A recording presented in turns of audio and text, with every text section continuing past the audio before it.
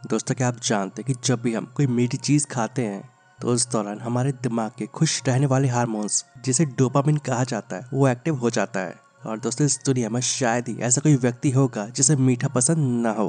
भले ही ज़्यादा नहीं, लेकिन थोड़ा बहुत मीठा तो लगभग सभी को पसंद होता है। हमारी सुबह की चाय से लेकर इन तमाम तरह की मिठाइयों तक जो कि हम सबको काफ़ी पसंद होती हैं।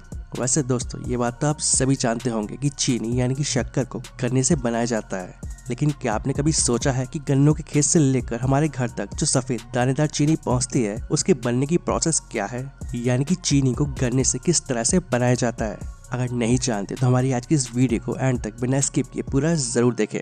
हाँ, बट वीडियो शुरू करने से पहले आपसे एक छोटी सी रिक्वेस्ट करना चाहूँगा कि अगर आप इस चैनल पर नए हैं तो इस चैनल को सब्सक्राइब कर बेल आइकन जरूर दबाएं, जिससे कि आपको हमारे आने वाले वीडियोस की नोटिफिकेशन मिल सके। तो चलिए शुरू करते हैं आज के इस कमाल के वीडियो को।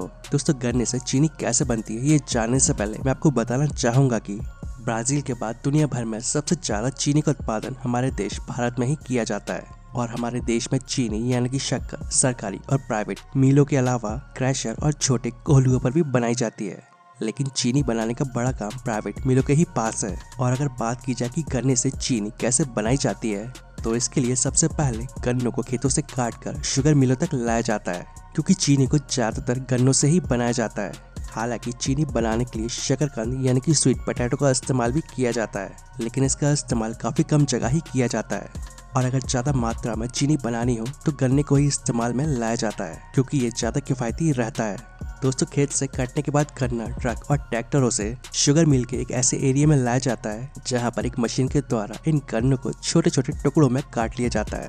और इन गन्नों को छोटे छोटे साइज में काटने के बाद इन्हें धोया जाता है। और जब ये गन्ने पूरी तरह से साफ हो जाते हैं तो इसके बाद गन्नों से रस निकालने की प्रोसेस शुरू की जाती है। और जिसके बाद इन गन्नों का रस और उसका छिलका ये दोनों अलग अलग हो जाते हैं। दोस्तों, गन्ने का रस निकलने के दौरान उसे साथ में ही भाप से गर्म किया जाता है। इसके साथ ही बड़े बड़े चुंबकों की मदद से गन्ने के रस में मिले लोहे जैसे ठोस पदार्थों को अलग कर लिया जाता है।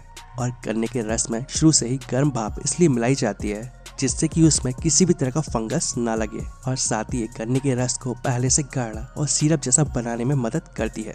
और ये जो गन्ने के छिलके होते हैं इनमें काफी मात्रा में शुगर होती है और जो कि काफी ज्वलनशील होती है। और यही वजह है कि इन फैक्ट्रियों में ईंधन के तौर पर किसी और ईंधन का इस्तेमाल बहुत ही कम होता है। और यहाँ गन्ने के इन्हीं छिलकों को जलाकर इन भट्टियों को गर्म किया जाता है। दोस्तों, गन्ने का रस और उसके छिलके को अलग करने के लिए जिन मशीनों का इस्तेमाल किया जाता है उसे मिल हाउस कहा जाता है। और इन मिल हाउस से जो गन्ने का रस मिलता है उसे छानकर प्रोसेसिंग हाउस में भेज दिया जाता है। और इसी प्रोसेसिंग हाउस में गन्ने के रस से चीनी तैयार की जाती है। सबसे पहले इस प्रोसेसिंग हाउस में गन्ने के रस को 60 से 110 डिग्री पर गर्म किया जाता है, और जहां इसमें मिल्क ऑफ लाइम मिलाया जाता है। और इसे इसलिए मिलाया जाता है ताकि गन्ने में मौजूद एसिडिटी को कम किया जा सके, क्योंकि गन्ने में कम लेकिन एसिड की मात्रा होती है। और इस प्रोसेस के बाद गन्ने के रस को 104 डिग्री सेल्सियस पर गर्म करके एक क्लैरिफायर में डाल दिया जाता है। और इसी प्रोसेस के दौरान गन्ने के रस में सल्फर गैस और फ्रूट ग्रेड्स केमिकल भी मिलाए जाते हैं, जिससे कि गन्ने के रस में जो इम्प्योरिटीज होती हैं वो नीचे बैठ जाएं। और फिर इस गाढ़े गन्ने के रस से सीरा जैसे कि बाय प्रोडक्ट्स बाहर निकलते हैं, और जिसके बाद साफ गन्ने का रस ऊपर आ जाता है और जिसे वेपोरेटर मशीन की मदद से उबाला जाता है। और ऐसा इसलिए किया जाता है जिससे कि रस में मौजूद पानी भाप बनकर उड़ जाए। और जब भाप बनकर पानी अलग हो जाता है तो इससे गन्ने का रस और भी गाढ़ा हो जाता है।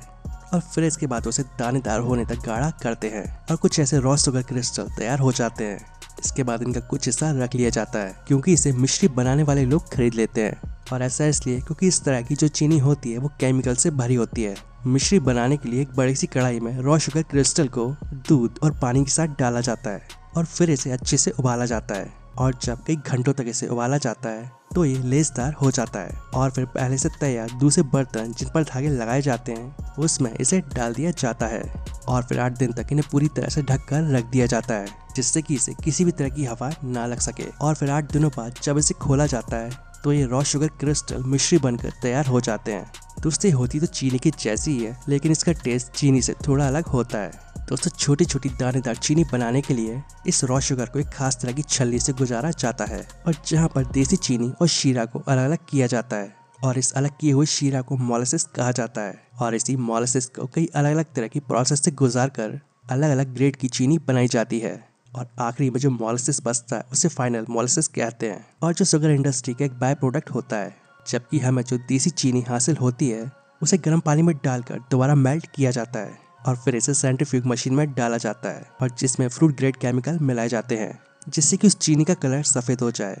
और फिर उस चीनी को छानकर प्यूरिफाई किया जाता है और फिर गर्म हवा से इन सफेद चीनी के दानों को साफ किया जाता है और अलग अलग साइज की छल्लियों से गुजार कर बारीक और मोटे दाने की चीनी को अलग कर पैक कर लिया जाता है और फिर इसे सप्लाई के लिए आगे भेज दिया जाता है। और आपकी जानकारी के लिए बता दूं कि करीब 1 क्विंटल गन्ने से 10 से 12 किलो चीनी प्राप्त होती है और मिल में उसी गन्ने से शक्कर यानी कि चीनी से और भी कई चीजें तैयार होती हैं जिसमें बैगेस और सिरप प्रमुख हैं। और गन्ने का रस निकालने के बाद जो भूसा जैसा मटेरियल बचता है उसे बैगास कहा जाता है और इसके एक बड़े हिस्से को मिल में लगी भट्टियों में ईंधन के रूप में इस्तेमाल किया जाता है और जबकि जो बाकी बचता है उसे कागज बनाने वाली कंपनियों को बेच दिया जाता है।